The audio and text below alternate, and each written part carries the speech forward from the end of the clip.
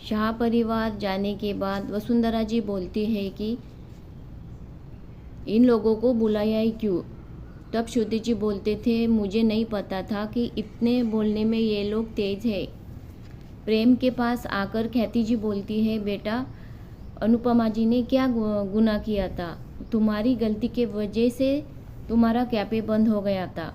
उन्होंने तो सिर्फ सच का सामना किया था, सच का साथ दिया था, तो तुम उनको क्यों गुस्सा हो।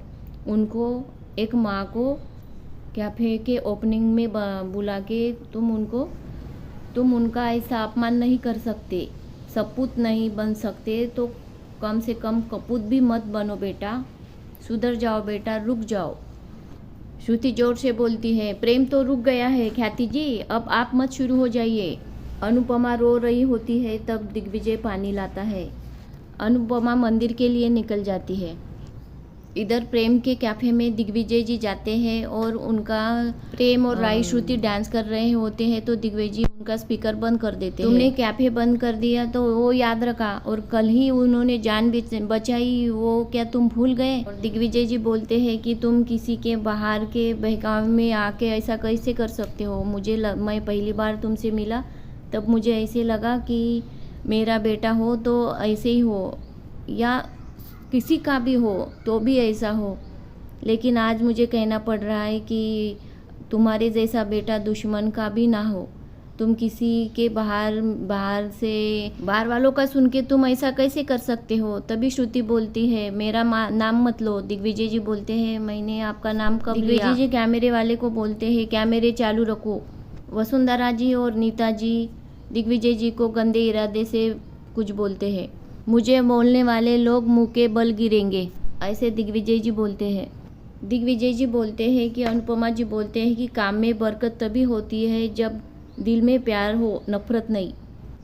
अनुपमा जी जाते जाते वो घर जो उनको लेना था उधर जाके दरवाजे के पास खड़ी रहती हैं।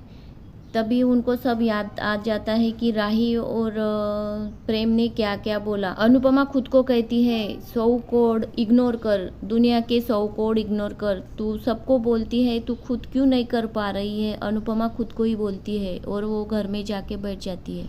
इधर अंश, गेंजल भाभी, माही, परी, सबको इतना गुस्सा आता है। वो बोलते हैं, हमको इतना गुस्सा आ रहा है तो अनुमा को कितना दर्द हो रहा होगा। परी बोलती है कि मैं घर में भी जाऊंगी तो उनसे अच्छे से बात नहीं करूंगी और हमेशा याद दिलाऊंगी कि अनुपमा माँ को क्या क्या सुनाया था उन दोनों ने, राही और प्रेम ने।